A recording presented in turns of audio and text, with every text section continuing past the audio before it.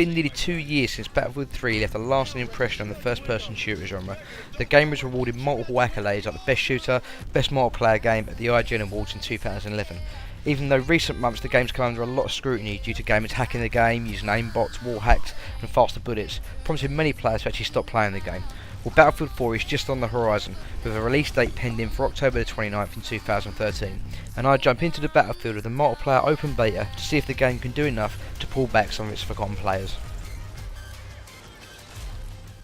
At the moment, there's only one map on Battlefield 4 beta, which is a series of tall buildings and skyscrapers with an awesome ocean bay view. It just looks amazing, just like its predecessor. There's a large variety of capture points with loads of places to go and explore on multiple levels. When I say levels, I mean you can go up in buildings or go under the ground into car parks, and therefore it prompts you to strategise your plan of attack a bit differently than just running around. You'll often find yourself making a difficult choice whether to risk swimming across to the other side where the enemy is, or just fight your way around the bay and move on to the other side into land. You're vulnerable in water though due to the slow movement speed, but you do get more camouflage than when you're on land. I often noticed that I was getting killed from a long way away or from really high up in the huge skyscrapers, having some decent vantage points for snipers. But these high points mean your field of combat feels a lot differently compared to other first person shooters. You're constantly wondering who and when something's going to attack, or a big tank's going to come around the corner, or someone's going to shoot you from around the corner. You actually feel like more on the edge, knowing that at any moment you can get blown off the planet, and this makes the game feel really exciting, puts you right on the edge of your seat and makes you want to try and be one step ahead of your enemy. Players can now counteract getting melee attacked by the enemy, which is a bit different from other FPSs, because normally you just get stabbed in the face with no chance of survival. But in this game, you actually get the chance to counteract them. Just like countering in WWE, you can actually counter the move they're doing on you, so you're not going to get stabbed in the face if you run around a corner and there's a guy there with a knife. You can also customise your loadout from Battlelog, which makes it much quicker in game when you're dead, and probably the biggest improvement is that you can now double click to spawn on a teammate on the map. So just say you die and you're waiting to deploy back into the game, you can actually click on your mate who's driving the tank around on the other side of the map, and it'll put you on top of the tank. This just makes a massive difference if you're playing in a team or with friends, as you also get a live feed from your squad mates as well, so you can see if it's like safe to drop in. There's like a little box in the bottom left hand corner which will show you exactly what they're seeing at the time, which really adds some great attention to detail. It's just that little bit of extra information that helps spawning, but really adds that extra element of realism. The graphics, as usual, are the closest to realism I've ever seen from a first-person shooter. Just like Battlefield 3, they're crisp and vivid and almost lifelike. I did experience an issue where DX Story told me I was playing at 60 frames a second, but it felt like 20 frames a second, just for a second or so, with a slight stutter.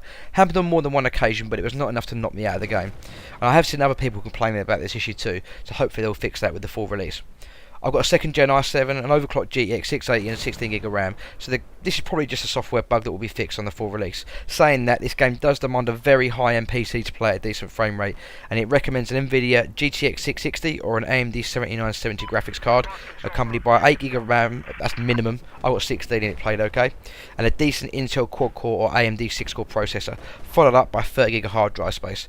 If first-person shooters are your thing and you really like Battlefield games, then now is the time to upgrade your hardware, because this game is going to absolutely decimate medium gaming rigs or anything below that.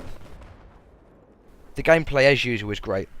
The game flows through the streets and the skyscrapers really well and feels great when darting around, sprinting, raising your gun, auto-leaning, and when you're zooming down the iron sights. The character movement all felt and looked genuine, felt really comfortable when playing with a mouse and keyboard as well.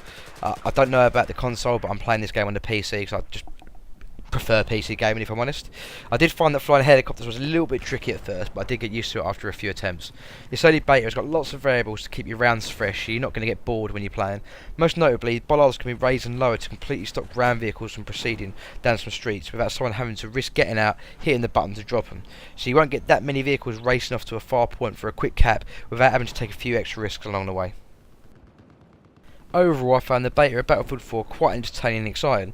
One gripe I did have is that the multiplayer uses the exact same Battlelog web browser method of matchmaking online games, just like it did in Battlefield 3. Didn't really like this UI, I found it quite clunky and hard to get on with at times, but Battlefield 4 have made it look a little bit more user friendly and a little bit easier to connect to games. The servers at times lagged as well during the beta, as expected, as millions around the world are connecting at the same time. Again, this should be a problem that should be fixed post launch. I mean, if EA can keep hackers away from this Battle.net service like they haven't done unfortunately with 3, and if the single player is up to the quality of Battlefield 3, then I can see this game being a roaring success. It's been 2 years in the making, but I think Battlefield 4 will take over the crown of first-person shooters, taking over from Battlefield 3 of course, and definitely competing with Call of Duty Ghosts for the best first-person shooter of 2013. We'll just have to wait and see if Ghost brings anything new to the table in mid-November. Product not yet rated.